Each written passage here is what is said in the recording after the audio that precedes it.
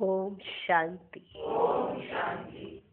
आज की तारीख है 13 मार्च 2016। अव्यक्त महावाक्य, अव्यक्त बाप दादा रिवाइज कोर्स की मुरली, जिसकी ओरिजिनल डेट है 23 मार्च 1981। मुरली का सार, फर्स्ट या एयर कंडीशनर में जाने का सहज साधन। आज बाप दादा सब बच्चों की सूरत में विशेष एक बात देख रहे हैं। आज बाप दादा सब बच्चों की सूरत में विशेष एक बात देख रहे हैं। वे कौन सी है? हरेक के चेहरे पर प्योरिटी की ब्यूटी कहाँ तक आई है, अर्थात पवित्रता के महानता की चमक कहाँ तक दिखाई देती है। जैसे शरीर की ब्यूटी में, जैसे कहते हैं ना ये बहुत सुंदर है, तो उसमें क्या देखा जाता है, क्या देखते हैं? जैसे शरीर की ब्यूटी में सिर्फ गोरा रंग नहीं देखा जाता ना, क्या देखा जाता है? जैसे शरीर की ब्यूटी में मस्तक, नैन, मुख आदि सब देखते हैं, वैसे प्योरिटी की ब्यूटी में बाप दादा मस्तक में संकल्प की रेखाएं, कि आपके संकल्प कैसे चलते हैं, अर्थात स्मृति की शक्ति। नैनों में आत्मिक वृत्ति की दृष्टि,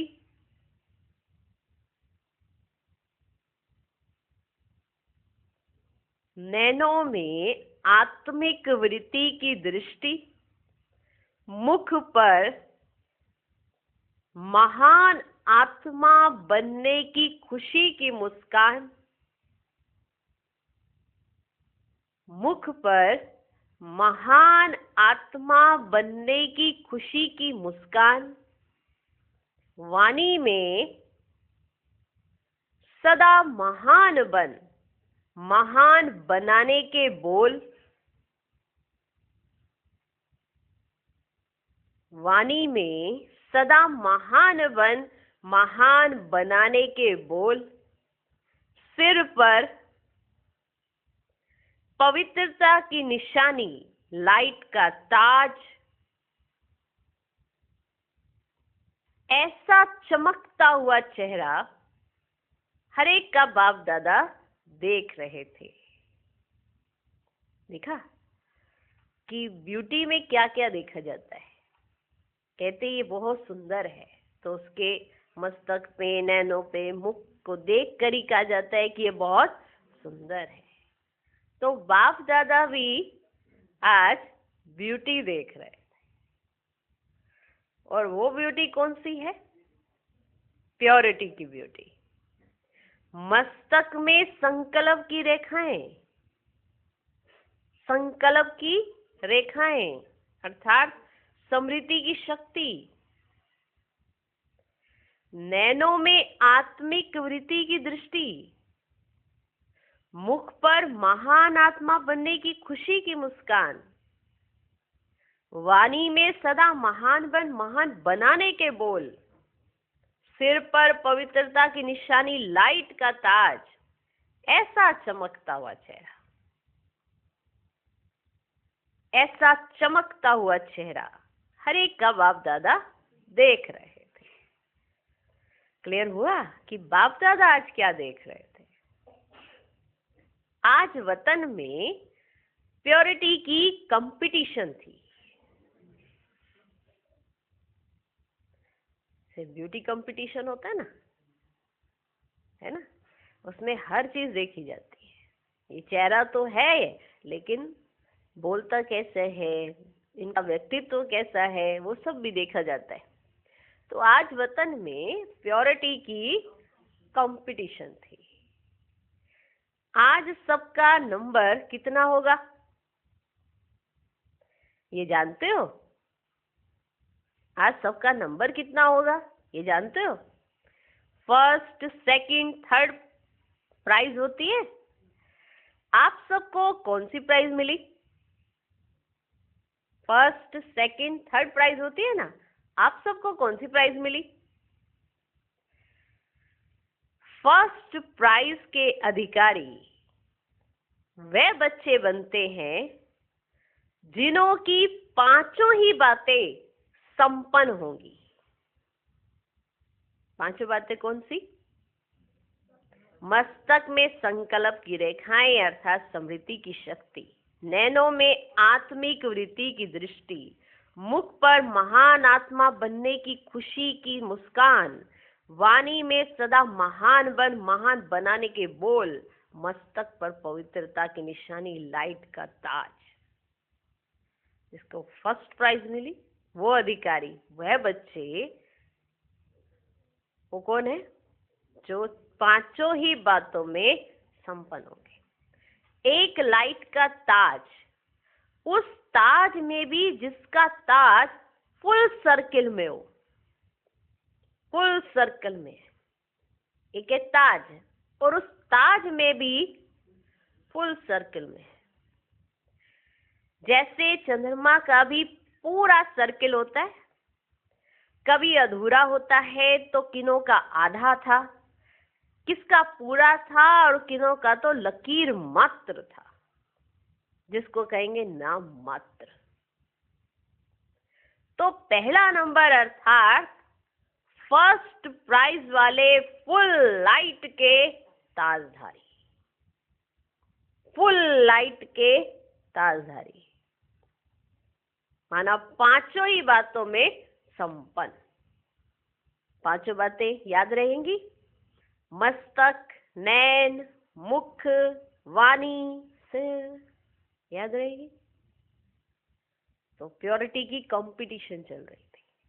तो बाप दादा देख रहे थे किसने क्या प्राइज ली। तो फर्स्ट प्राइज के अधिकारी समझ गए आप, जो पांचों बातों में संपन्न। दूसरा, जैसे मस्तक में तिलक चमकता है, वैसे भाई भाई की समृद्धि अर्थात आत्मिक समृद्धि की निशानी मस्तक बीच बिंदी चमक रही थी। मस्तक के बीच में बिंदी चमक रही थी। तीसरा, नैनों में रूहानियत की चमक, रूहानी नजर जिस्म को देखते हुए ना देख, रूहों को देखने के अभ्यास की चमक थी।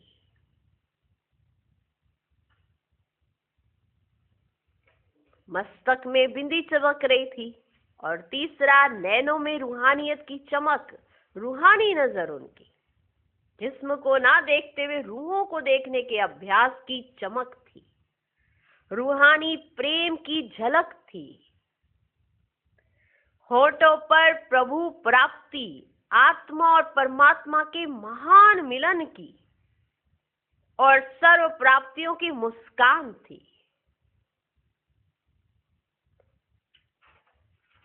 चेहरे पर माता पिता और श्रेष्ठ परिवार से बिछड़े हुए कल्प बाद मिलने के सुख की लाली थी। चेहरे पर माता पिता और श्रेष्ठ परिवार से बिछड़े हुए कल्प बाद मिलने के सुख की लाली थी। बाप भी लाल, आत्मा भी लाल, घर भी लाल, और बाप के भी बने तो लाल हो गए।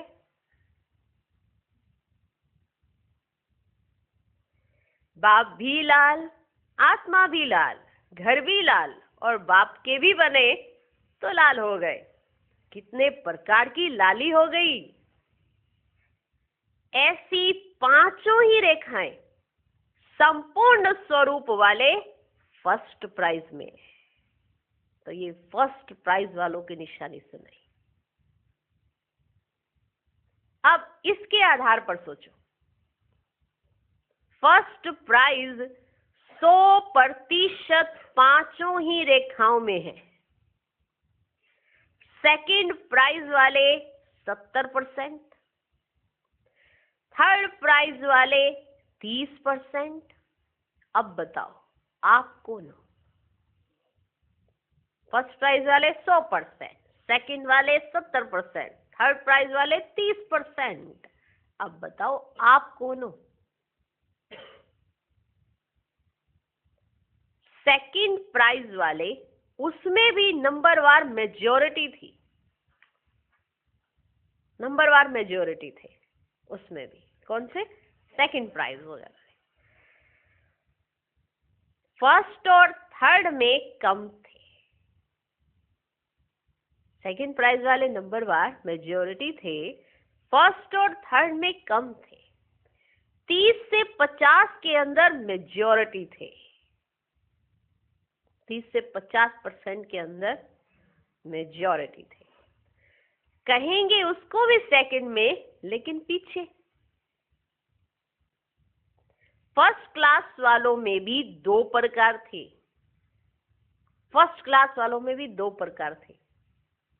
एक, जन्म से ही प्योरिटी के ब्यूटी की पांचों ही निशानियां जन्म सिद्ध अधिकार के रूप में प्राप्त किए हुए थे, जन्म से ही। एक, जन्म से ही प्योरिटी के ब्यूटी की पांचों ही निशानियां जन्म सिद्ध अधिकार के रूप में प्राप्त किए हुए थे। प्राप्त करना नहीं पड़ा, लेकिन प्राप्त किए हुए थे। तो फर्स्ट में से भी दो प्रकार के हो गए। उन्हों के चेहरे पर अपवित्रता के नॉलेज की रेखाएं नहीं हैं, माना उन्हें इम्प्योरिटी की नॉलेज ही नहीं है, उसकी रेखाएं ही नहीं है उन्हों के चेहरे पर। निजी संस्कार नेचुरल लाइफ है, संस्कार परिवर्तन करने की मेहनत ही नहीं, उनका नेचुरल संस्कार है प्योरिटी। उन्हें संस्कार परिवर्तन करने की मेहनत ही नहीं करनी पड़ी। स्वपन में भी संकल्प मात्र, अपवित्रता का वार नहीं, अर्थात प्योरिटी की ब्यूटी में जरा भी महीन दाग नहीं। तो फर्स्ट प्राइज में भी दो प्रकार थे, एक जन्म से ही ऐसे संकल्प मात्र, स्वपन में भी अपवित्रता नहीं, उसका वार ही नहीं, अर्थात प्योरिटी की ब्यूटी में जरा भी महीन दाग ही नहीं। दूसरे जन्म से नॉलेज की लाइट और माइट के आधार पर सदा प्योरिटी की ब्यूटी वाले। अंतर यह रहा, जो पहले वाले सुनाए, उन्हों के लास्ट जन्म के पिछले संस्कार का भी दाग नहीं, इसलिए पिछले जन्म के संस्कारों को मिटाने के मेहनत की रेखा ही नहीं, को मेहनत ही नहीं करनी पड़ी। नॉलेज है कि पिछले जन्म का बोझ आत्मा पर है, लेकिन 84वें जन्म के पास्ट का ड्रामा अनुसार अपवित्रता के संकल्प का अनुभव नहीं, इसलिए यह भी लिफ्ट की गिफ्ट मिली हुई है। इसलिए निजी संस्कार के रूप में सहज महान आत्मा है। समझ गए सभी? क्लियर हो गया? उनको इतना नॉलेज है कि पिछले जन्म का बोझ है आत्मा पर, लेकिन 84वें जन्म के पास्ट का ड्रामा अनुसार अपवित्रता के संकल्प का अनुभव नहीं, इसलिए यह भी लिफ्ट की गिफ्ट मिली हुई है। इसलिए निजी संस्कार के रूप में सहज महान आत्मा है। जैसे सहज योगी, वैसे सहज पवित्र आत्मा। बी होली नहीं, वे है ही होली। बी होली नहीं, वे है ही होली। उन्हों के लिए स्लोगन नहीं है कि बी होली, क्योंकि वह है ही होली, माना है ही जन्म से पवित्र। इम्प्योरिटी उनको इसका नॉलेज ही नहीं है, तो उनकी बुद्धि में चलता ही नहीं है। तो भी होली ये उनके लिए स्लोगन नहीं है। बाबा कहते हैं वे बने बनाए हैं, फर्स्ट प्राइज में भी नंबर 1। समझो एयर कंडीशनर ग्रुप हो गया, तो फर्स्ट प्राइज से भी बढ़कर कौन सा ग्रुप हो गया? एयर कंडीशनर ग्रुप हो गया, जो जन्म से ही पवित्र, और उसके बाद उनको संकल्प कभी आए ही नहीं। तो समझो कि वह तो एयर कंडीशनर ग्रुप हो गया। फिर फर्स्ट क्लास, उन्हों का सिर्फ थोड़ा सा अंतर है, निजी संस्कार नहीं, संस्कार बनाना पड़ता है। अर्थात मर जीवे जन्म के आदि में निमित्त मात्र नॉलेज के आधार पर अटेंशन रखना पड़ा। मर जीवे जन्म के आदि में निमित्त मात्र नॉलेज के आधार पर अटेंशन रखना पड़ा।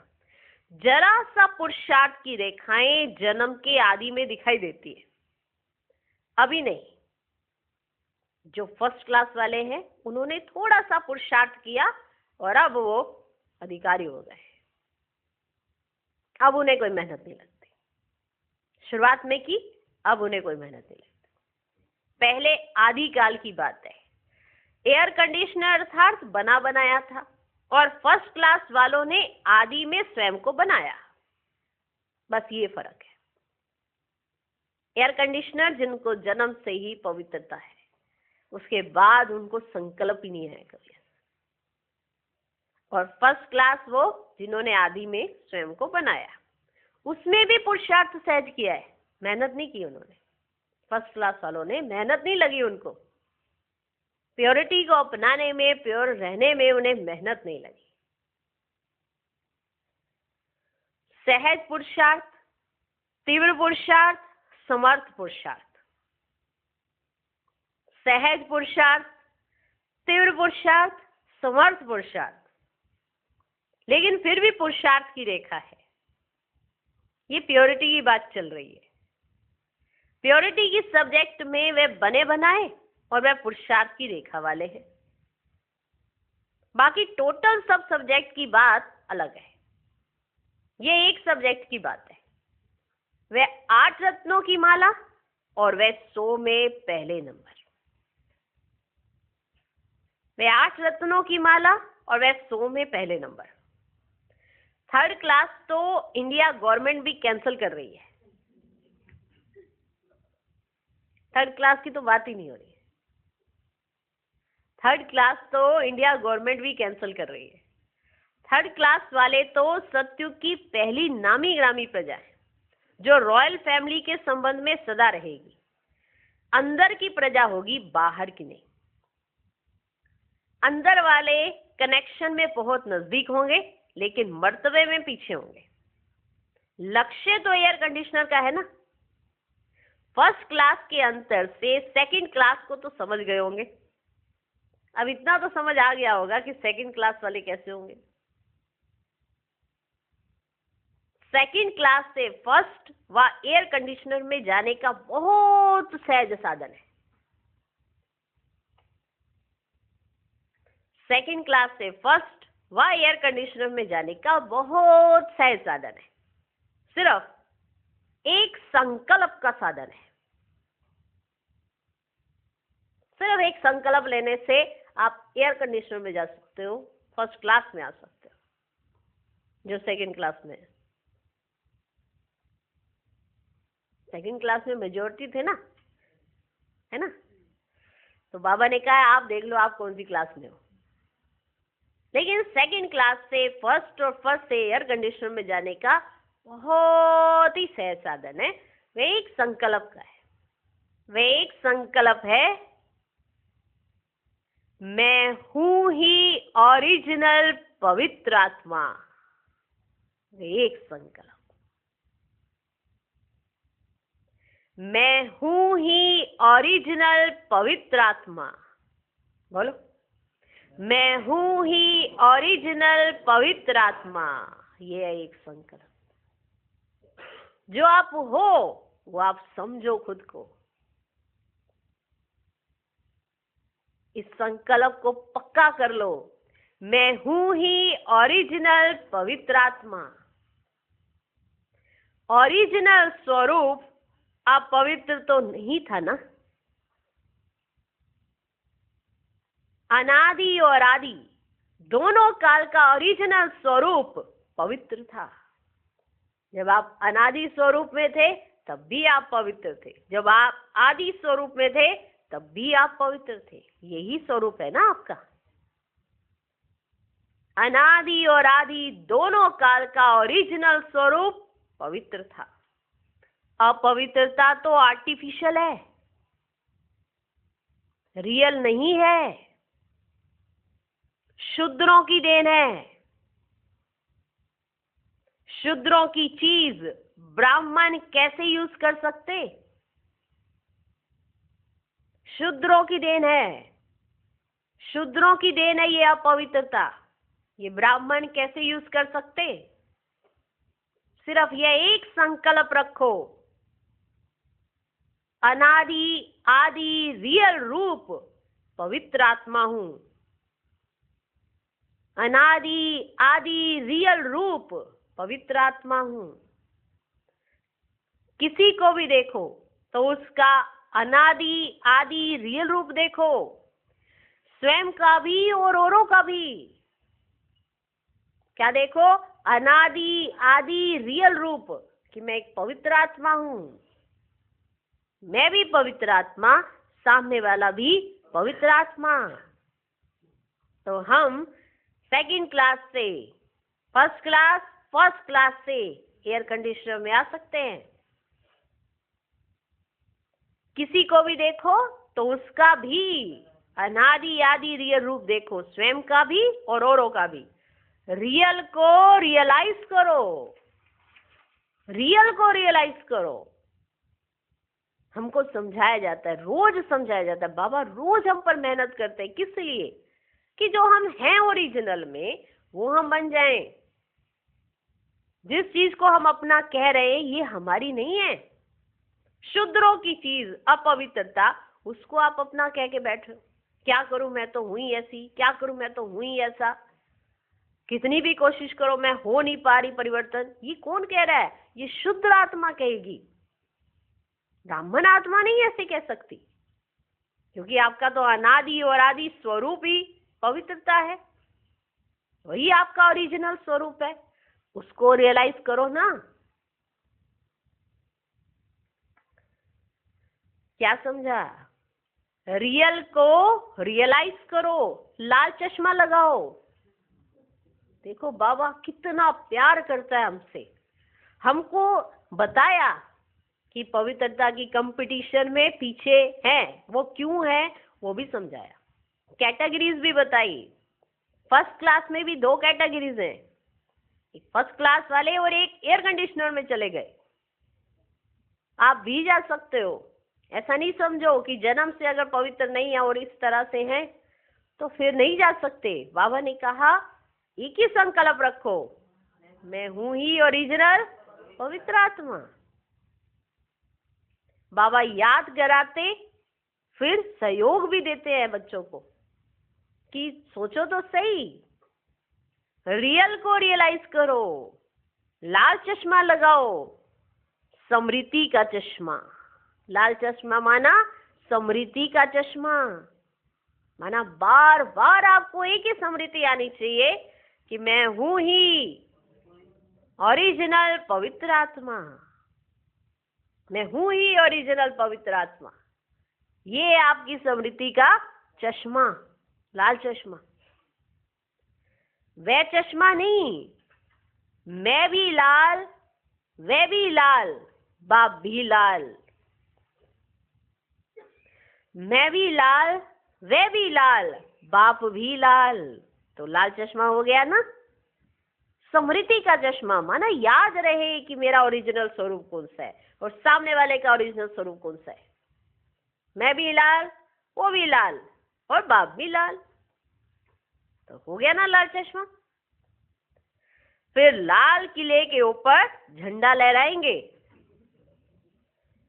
अभी मैदान तक कदम उठाया है, गवर्नमेंट की नजर तक आए हो, फिर नजर के बाद दिल पर आ जाएंगे। सबकी दिल से निकलेगा कि अगर हैं तो यही है, अगर है तो यही है। अभी ये आवाज फैला है कि ये बड़ी संस्था है, बड़ा कार्य है, ये कोई साधारण संस्था नहीं, नामी ग्रामियों की लिस्ट में है।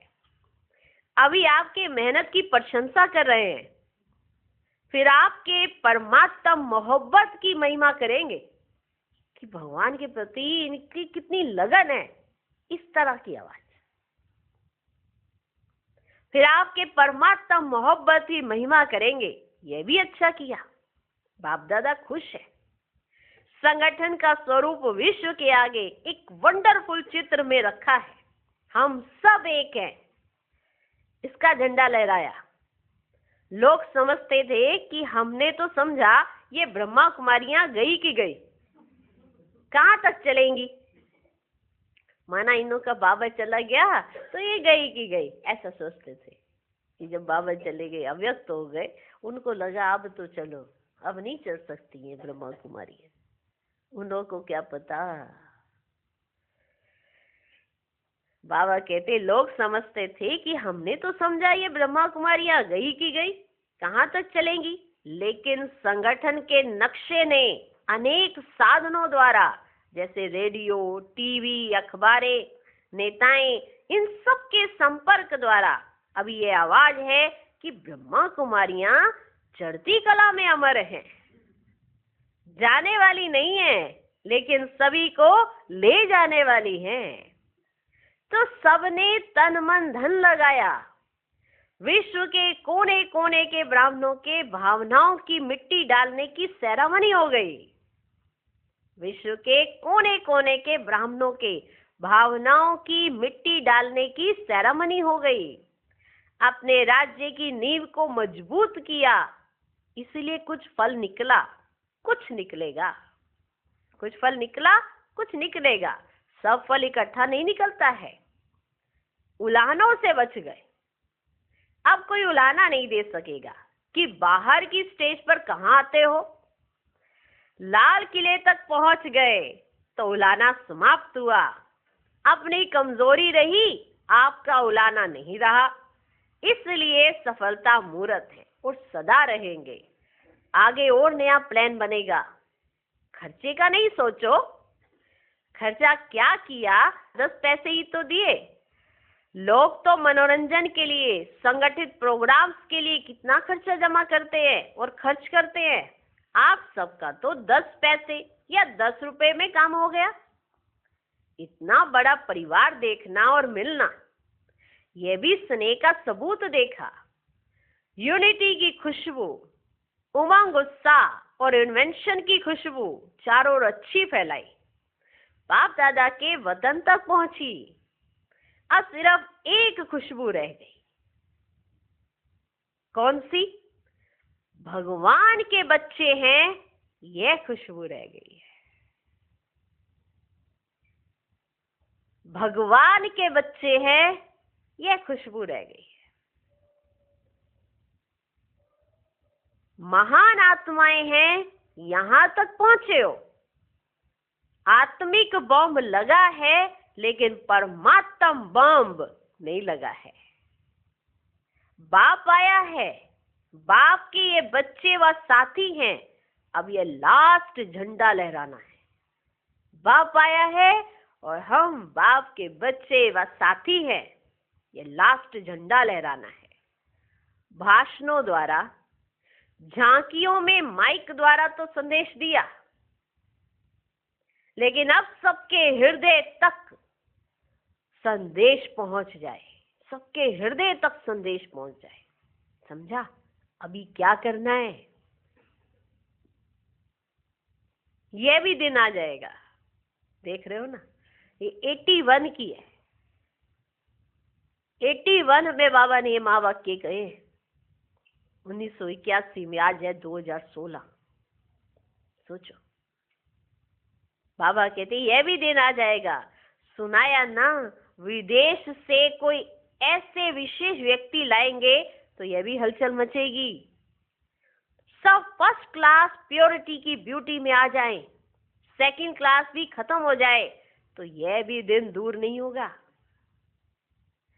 सेकंड क्लास वाले को ब्यूटीफुल बनने के लिए मेहनत का मेकअप करना पड़ेगा। जो फर्स्ट क्लास में ब्यूटीफुल होते हैं उनको बिना मेकअप के ही वो कितने अच्छे लगते हैं, समझे। जो रियल में ब्यूटीफुल होता है, जो रियल में सुंदर होता है, वो बिना मेकअप के सुंदर होता है। और जो सेकंड क्लास में होते हैं वो मेकअप करके सुंदर दिखना चाहते हैं, ठीक है ना। तो बाबा उस तरह से हमको समझाते हैं, जो सेकंड क्लास वाले होंगे वो ब्यूटीफुल बनने के लिए मेहनत का मेकअप करना पड़ता है। अब ये भी छोड़ो, नेचुरल ब्यूटी में आ जाओ, नेचुरल ब्यूटी में आ जाओ। जैसे देवताओं के संस्कारों में अपवित्रता की अविद्या है, वही ओरिजिनल संस्कार बनाओ तो विश्व के आगे प्योरिटी की ब्यूटी का रूहानी आकर्षण स्वरूप हो जाएगा। वो संस्कार बनाओ। जैसे देवी देवताओं के चित्रों को देखते हैं, एक नेचुरल आकर्षण है, नेचुरल, क्योंकि इनके अंदर अपवित्रता की क्या है, अविद्या है, नॉलेज ही नहीं है। पवित्रता ही पवित्रता है, ओरिजिनल संस्कार है, ओरिजिनल संस्कार। ऐसे ओरिजिनल संस्कार बनाओ तो विश्व के आगे प्योरिटी की ब्यूटी का रूहानी आकर्षण स्वरूप हो जाएगा। समझा आज क्या कंपटीशन थी, समझा आज क्या कंपटीशन थी। फॉरेन ग्रुप तो बहुत जाने वाला है, एक जाना अनेकों को लाना है। एक एक स्टार अपनी दुनिया बनाएंगे। ये चैतन्य सितारों की दुनिया है, इसलिए साइंस वाले आपके यादगार सितारों में दुनिया ढूंढ रहे हैं, क्योंकि आप एक के अंदर, एक एक सितारे के अंदर दुनिया है, इसलिए वो भी सितारों में दुनिया ढूंढ रहे हैं। अभी उन्हों को भी अपनी दुनिया में ले आओ तो मेहनत से बच जाए। उन्हों को अनुभव कराओ कि सितारों की दुनिया कौन सी है, जो आज भारत के बच्चों के साथ साथ विदेशियों की भी विशेष ज्ञान के पिकनिक की खातिरी कर रहे हैं।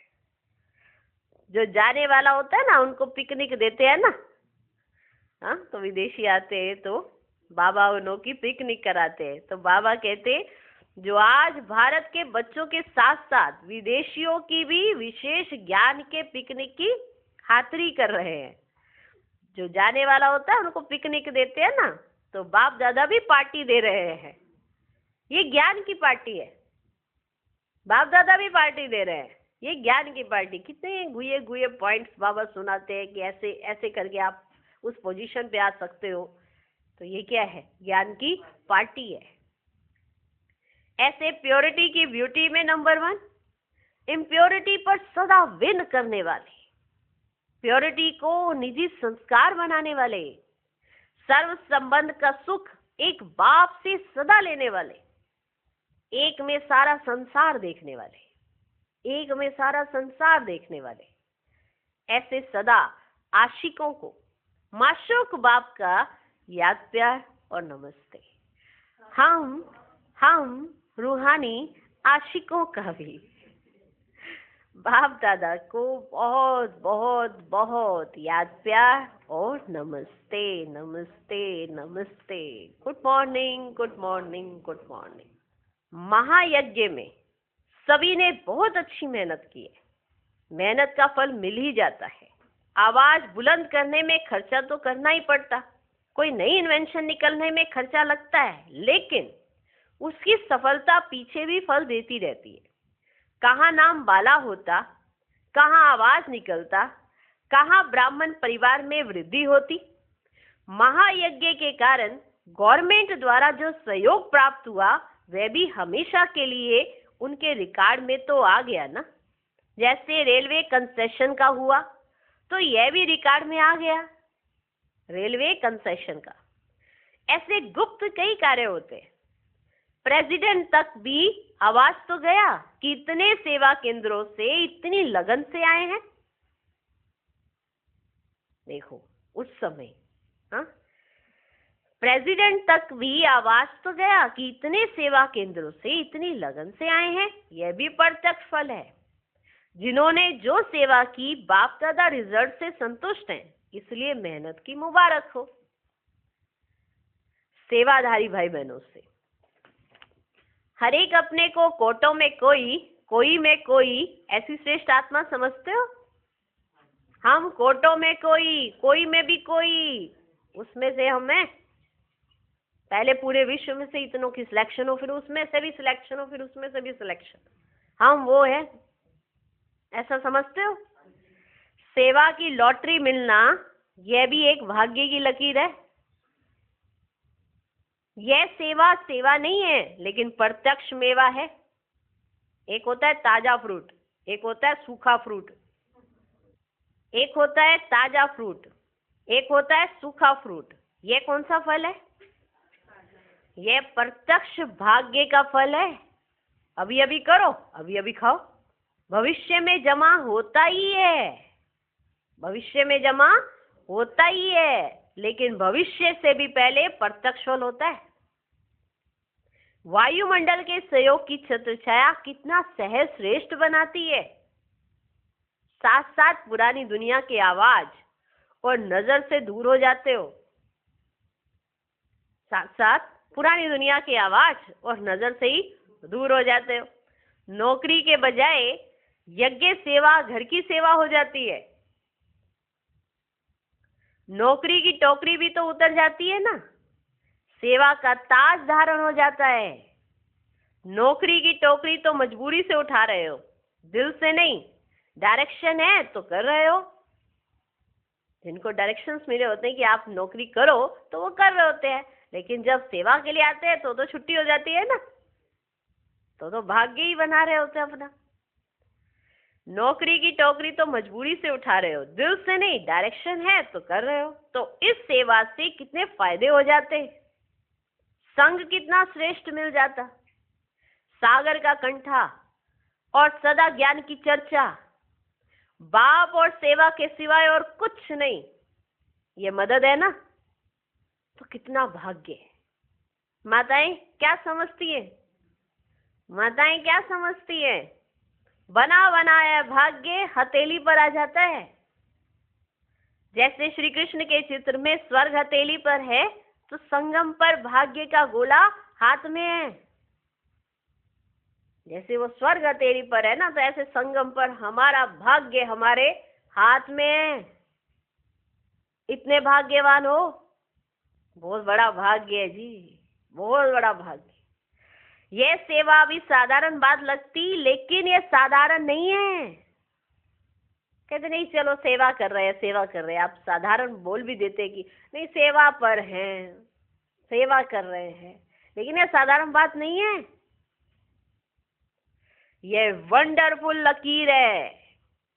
जितना समय ये लॉटरी मिलती है, इसी लॉटरी को अविनाशी बना सकते हो। ऐसे अभ्यासी बन जाओ जो कहाँ भी रहते यहाँ जैसी स्थिति बना सको। जैसे मधुबन घर में आए, सेवा की, तो बाबा सेवा का जो चांस ले रहे हैं, उनके भाग्य की उनको महिमा बता रहे हैं कि सोचो आपके हाथ में आपका भाग्य आ गया। जब भी मधुबन में कोई सेवा करने आते हैं तो उनका भाग्य उनके हाथ में आ जाता है, जितना चाहे वैसा बना सकते। अभी आपको लगेगा कि हम तो सेवा करने आए, हम तो सेवादारी हैं, साधारण भाषा में बोलोगे, लेकिन ये तो वंडरफुल लकीर आपके हाथों की खींच जाती है, भाग्य की। समझे? जितना समय ये लॉटरी मिलती है, इसी लॉटरी को अविनाशी बना सकते हो। ऐसे अभ्यासी बन जाओ जो कहाँ भी रहते यहाँ जैसी स्थिति बना सको। यहाँ सहज योगी की अनुभूति होती है ना, होती है ना। मेहनत समाप्त हो जाती, तो यही सहज योग का अनुभव परंपरा चलाते रहो। संगम युग में परंपरा। मधुबन में ये अनुभव छोड़ के नहीं जाना, लेकिन साथ ले जाना। सेवा सेवा सेवा सेवा, माना घर में रहते भी सेवा, यहाँ यज्ञ सेवा, जब घर में जाओ तब भी यज्ञ सेवा। ऐसी माना आपकी स्थिति हो जाए, तो यहाँ सहज योगी की अनुभूति होती है ना, मेहनत समाप्त हो जाती है, तो यही सहज योग का अनुभव परंपरा चलाते रहो। संगम युग में परंपरा, मधुबन में ये अनुभव छोड़ के नहीं जाना, लेकिन बच्चे साथ ले जाना। बाबा कितने प्यार से समझाते थे। ऐसे कहीं कहते हैं मधुबन से नीचे उतरे तो मीटर भी नीचे उतर गया, ऐसे नहीं करना। जैसे खुशी नशा कितना हाई हो जाता है जैसे मधुबन घर में होते हैं, वाह वाह वाह मजे आ रहे होते हैं, और जैसी नीचे उतरने लगे तो मीटर भी नीचे उतर जाता है, ऐसे कई कहते हैं। ऐसे नहीं करना। इसी अभ्यास का लाभ लो। सेवा करते हुए भी सहज योगी की स्थिति पर अटेंशन रखो। ऐसे नहीं सिर्फ कर्मणा सेवा में बिजी हो जाओ। कर्मणा के साथ साथ मनसा स्थिति भी सदा श्रेष्ठ रहे, तब सेवा का फायदा है। शक्तियां भी अच्छी स्नेही है, अथक है, बाहों में दर्द तो नहीं पड़ता। शक्तियां भी अच्छी सहयोगी है, अथक है, बाहों में दर्द तो नहीं पड़ता। बाप दादा स्नेह से पांव और बाहें दबा रहे हैं। स्नेह ही पांव दबाना है। ये बाबा का कितना प्यार है हमसे। इस प्यार में ऐसे हमारे पूरी मरम्मत हो जाती है। माना अगर कहीं भी टूट फूट हो, कहीं भी कोई तकलीफ हो, अगर बाबा का प्यार इमर्ज कर लोगे ना, तो कितनी मरम्मत है ऐसी, कितना प्यार, कितना स्नेह। ये बाबा का स्नेह, कितना प्यार कर रहे हैं बाबा हमें। देखो बाबा कितने प्यार से हमसे, आपसे कोई प्यार से बात कर ले कितने खुश हो जाते हो। बाबा रोज इतने प्यार प्यार से बात करते हैं हमसे, कितने खुश होना चाहिए आपको। रोज भगवान की चिट्ठी आती है आपके लिए, कितना प्यार करते हैं वो आपसे। स्नेह ही पांव दबाना है। अच्छा, मधुबन में सेवा का बीज डाला, अर्थात सदा के लिए श्रेष्ठ कर्मों का फल बोया। अच्छा, आज का वरदान, हर कर्म करते हुए कमल आसन पर विराजमान रहने वाले सहज व निरंतर योगी भव। निरंतर योग युक्त रहने के लिए कमल पुष्प के आसन पर सदा विराजमान रहो। लेकिन कमल आसन पर वही स्थित रह सकते हैं जो लाइट है, जो लाइट है। किसी भी प्रकार का बोझ अर्थात बंधन ना हो। मन के संकल्पों का बोझ, संस्कारों का बोझ, दुनिया के विनाशी चीजों की आकर्षण का बोझ, लौकिक संबंधियों की ममता का बोझ। जब ये सब बोझ खत्म हो, तब कमल आसन पर विराजमान निरंतर योगी बन सकेंगे। समझे? आज का स्लोगन, सहनशीलता का गुण धारण कर लो तो असत्यता का सहारा नहीं लेना पड़ेगा। ओम शांति।